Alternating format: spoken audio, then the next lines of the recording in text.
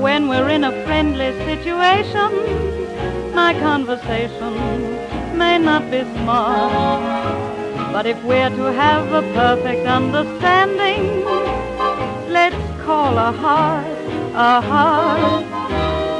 There are words that should be whispered gently, that's evidently the way to start.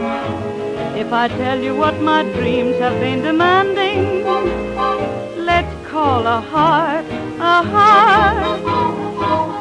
Can I prove how I yearn just by the turn of a phrase?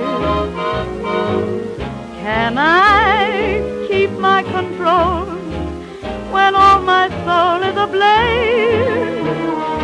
Maybe you would call a true confession an indiscretion on someone's part. But if I'm to say how madly I adore you, let's call a heart a heart.